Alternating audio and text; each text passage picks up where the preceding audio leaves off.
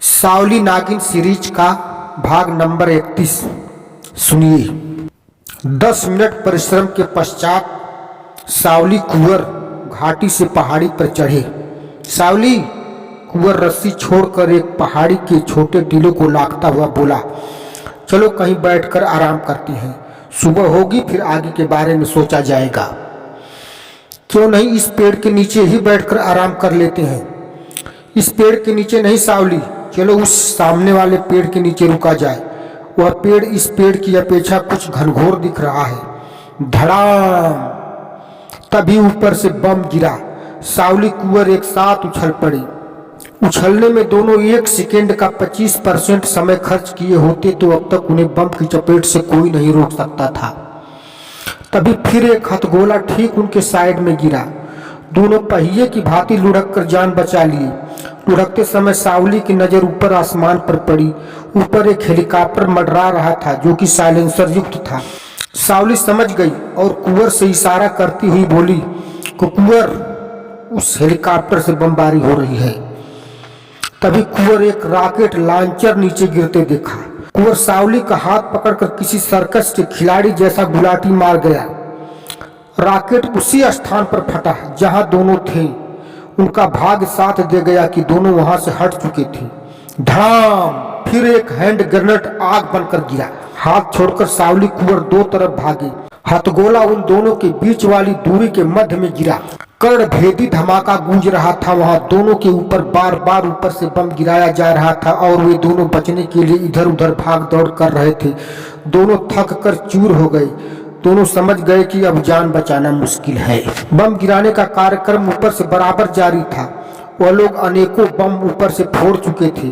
फिर सावली कुंवर अपने आप को भगवान पर समर्पित करके अलग अलग 2 स्थान पर खड़े हो गए तथा हाथ जोड़कर भगवान को सुमिरने लगे, क्योंकि इधर उधर भागना भी उनके लिए खतरा महसूस होने लगा था। छपाक छपाक! इसी वक्त सावली कुंवर पर बारी बारी से जाल गिरा। जाल हेलीकॉप्टर के ऊपर से फेंका गया था। दोनों जाल में कस उठे। वो हेलीकॉप्टर भी मंडरा कर नीचे उतरने लगा तथा चक्कर काटते हुए समतल स्थान पर लैंड हुआ। कुंवर की नजर पड़ी। हेलीकॉप्टर में पायलट को छोड़कर सिर्फ एक शख्स बैठा हुआ था जो कि अपना पूरा बदन बोरके टाइप कपड़े से ढक रखा था। आंखों पर भी उसके जाली लगी थी। वह अपना पैर हेलीकॉप्टर के नीचे उतारा। पाँव में उसके नोकदार जूते थे। वह हेलीकॉप्टर से निकलकर पहले कुंवर की तरफ बढ़ा। फिर कुंवर की निगाहें उसे पहचानने में देर न की। उसकी चाल देख कुंवर उसे पहचान गया। वह वही था जो सावली कुंवर को गुफा में चकमा देकर भागा था और कुंवर तार में फंसकर गिरा था। सावली कुंवर जाल में फंसकर अपनी भाग को कोसने लगी। सावली को अभी इतनी फुर्सत नहीं मिली थी कि वह कुंवर को बतला सके कि उसे नाग की मूर्ति के अंदर से कई भाले वाले एक साथ निकले और दबोच लिए थे। वह बोरके वाला तभी अपने बोरके में हाथ डाला और हाथ बाहर निकाला तो उसके हाथ में दवा की शीशी तथा नीडल और सिरिंज थी। वह नीडल शीशी के ढक्कन में कोच कर सिरिंज द्वारा दवा खींचने लगा। वह बेहोश करने वाला इंजेक्शन था। वह दवा भरकर पहले सावली के पास पहुंचा तथा जाल के होल से सावली की बाहों में, जो कि जैकेट के ऊपर से ही नीडल प्रवेश करके दवा चढ़ा दिया। इसी प्रकार वह कुंवर के भी जिस्म में दवा चढ़ाया और फिर सावली कुंवर बेहोश हो गई।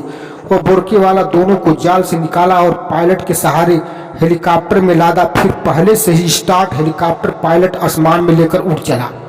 दूसरी तरफ लाल कलर की वैन जंगली सड़क पर किसी चोर की मानिंद भाग रही थी। बीच वाली सीट पर सोनिया बैठी थी जो कि ड्राइवर को छोड़कर अकेली थी।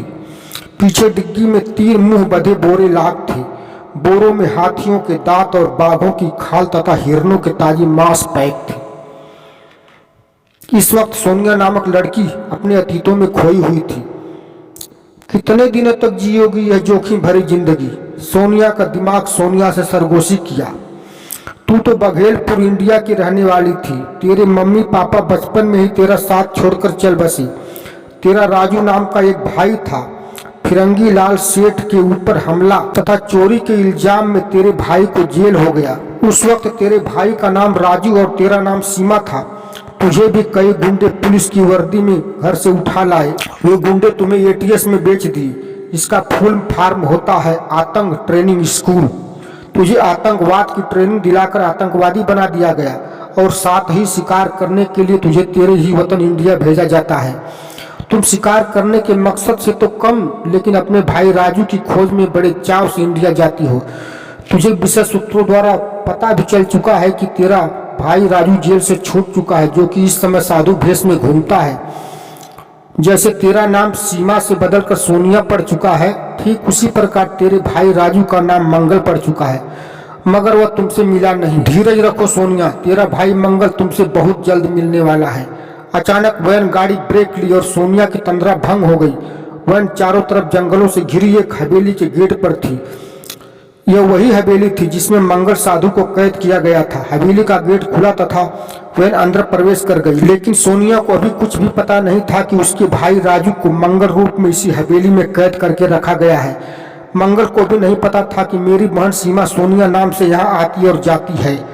अब आगे की कहानी अगले एपिसोड में सुनेंगे।